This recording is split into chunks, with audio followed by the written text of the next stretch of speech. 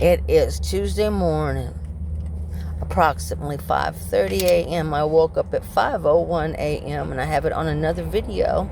Sweat just pouring off of me, my hair drenched, my dog whimpering and crying. That's what woke me up. My dog suffering because we're suffocating in a vehicle that when I went to sleep, my fan was going. I had air. You can see now it's not going. I can't roll down my windows. It's an electric vehicle. I'm sitting in 97 to 100 degree weather with no air again.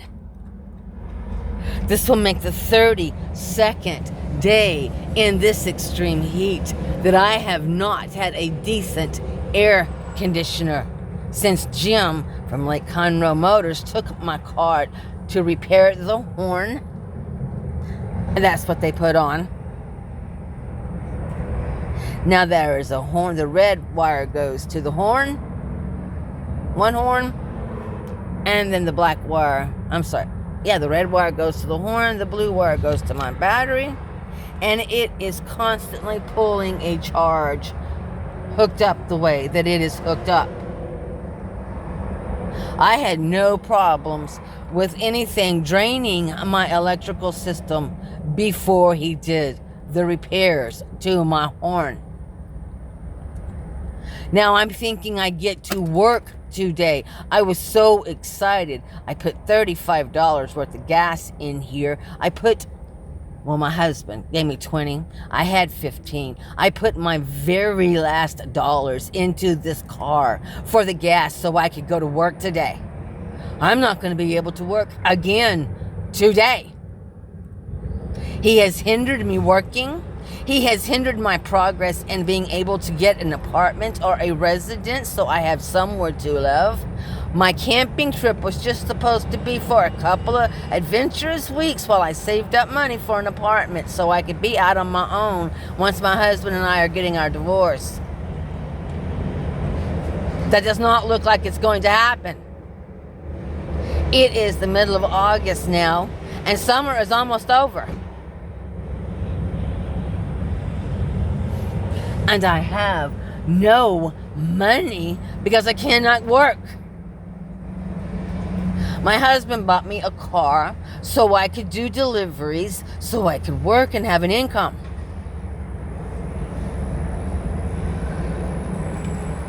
And I have done nothing but break down ever since we got this vehicle. Broke down in this one, broke down in his loaner vehicle. I am 61 years old. I am not a young woman to be sitting in sweltering heat on the side of the road or at truck stops or any other place for that matter.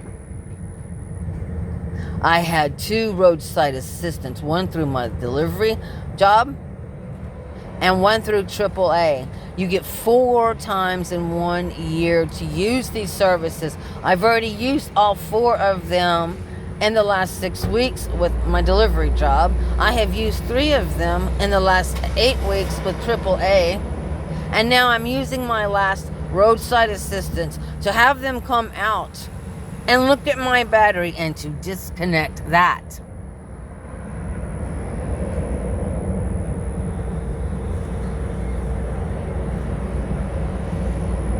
This man has caused me nothing but suffering and stress. You can hear it in my voice. I have been through a lot of trials and tribulations in my 6 decades, but I have never dealt with such stress from anybody concerning professionalism. Now, this is right up there with the abusive husbands.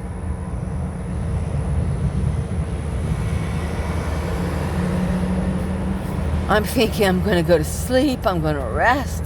I'm going to get up in the morning. I'm going to go take a shower. And me and my baby dog are going to get to work and finally get some income coming in today so I don't have to keep borrowing money to eat. And this is what I woke up to. My dog, sweaty and crying. And me, sweating and sitting in a pool of sweat in my car.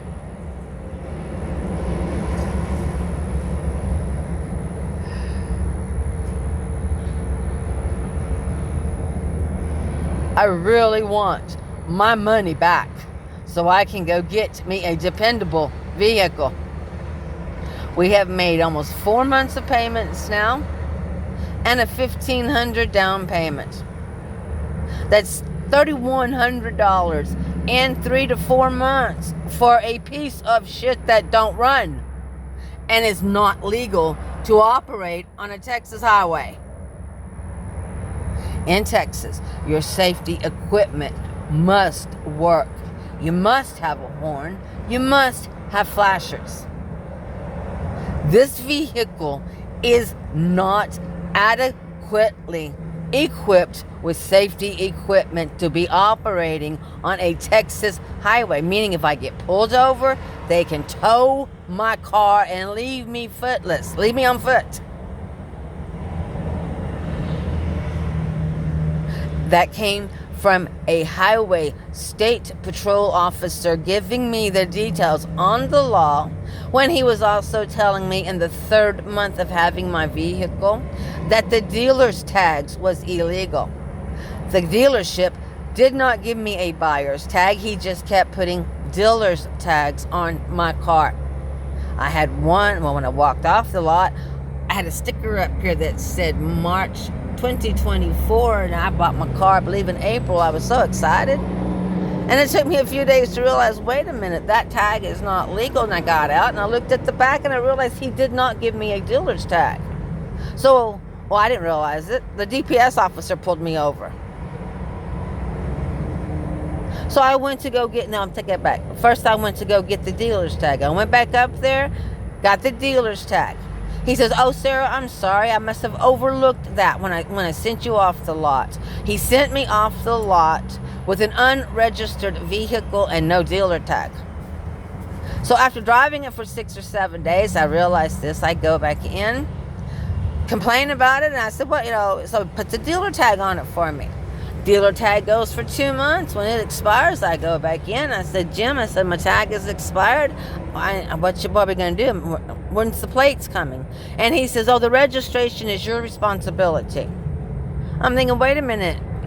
When you buy a car, the car dealership in Texas charges you tax, title, and license.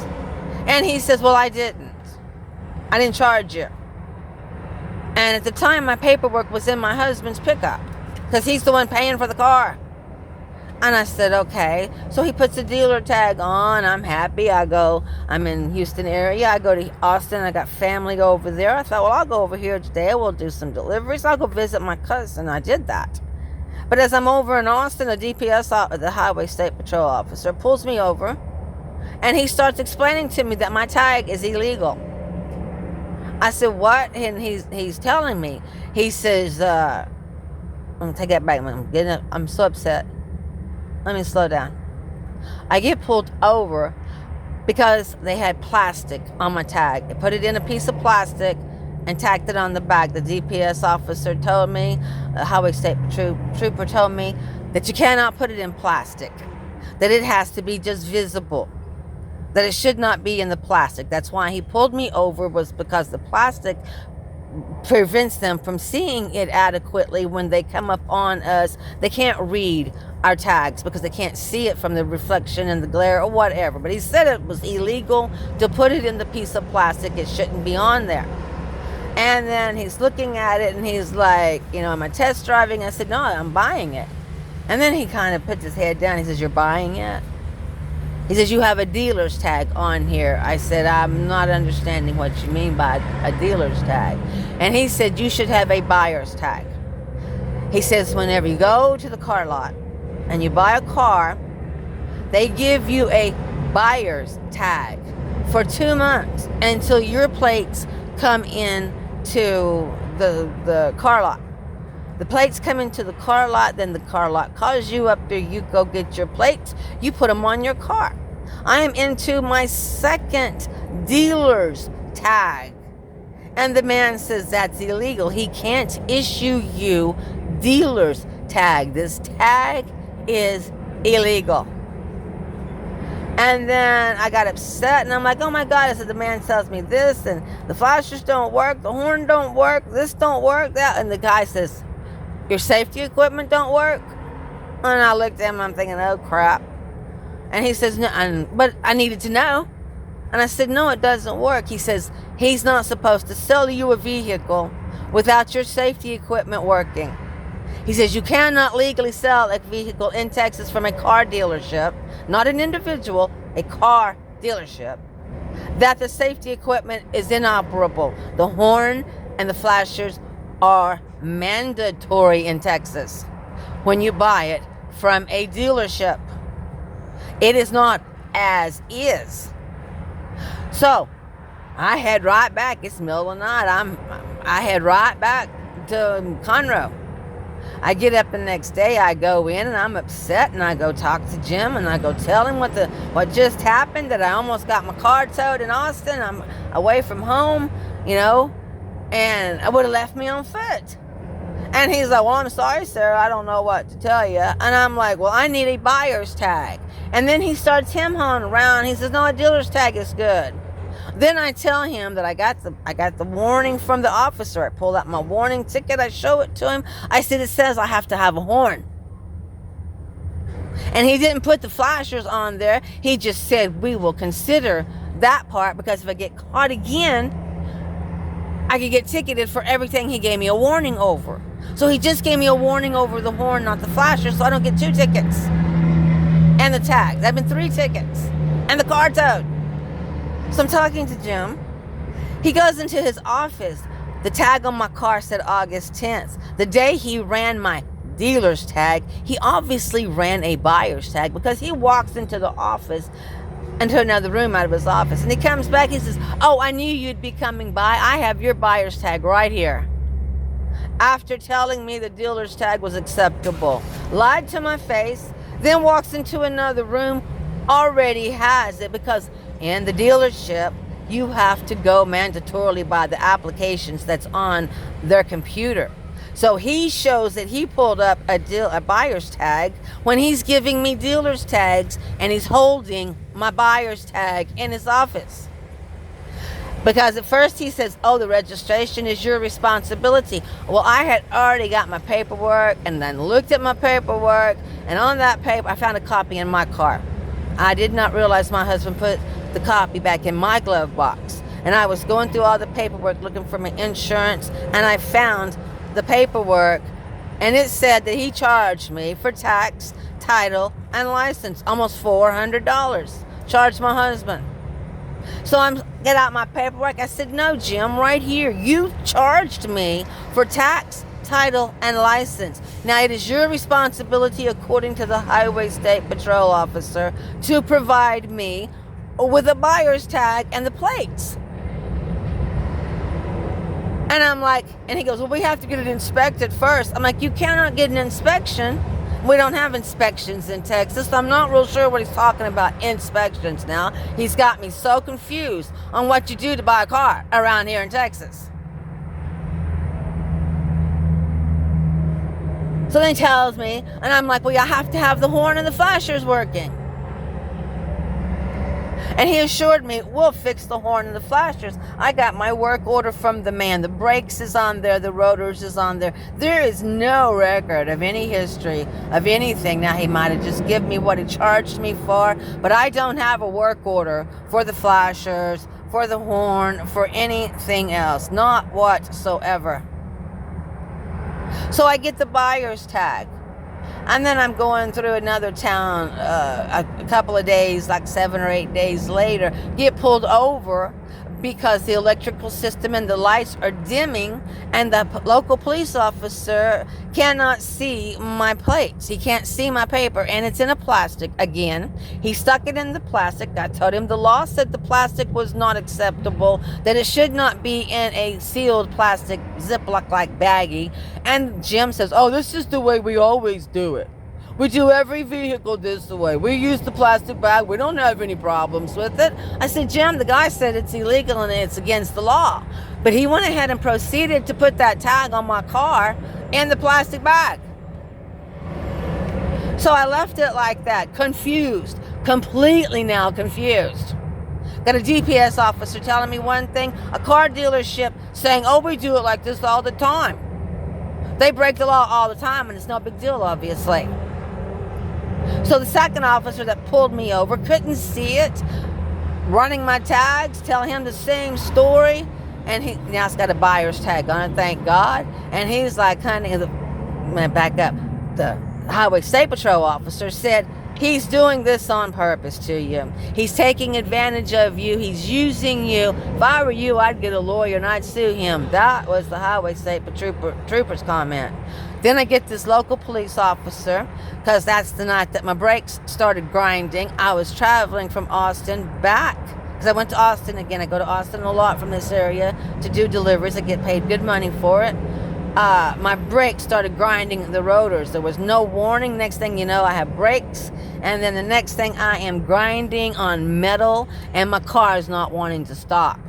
Pulling to the right. That's why I'm worried about this rotor on here not being changed, because it's pulling to the right, because that's the rotor that was damaged the worst. So I'm trying to get back to Austin to be there in the morning when the car dealership opens up. So it's like 11 o'clock while I'm going through this little town back towards Conroe. I'd rather not say which town. But this officer pulls me over because my backlight is flashing on my tags and it's not operating correctly, and he can't see my license, not my tag number.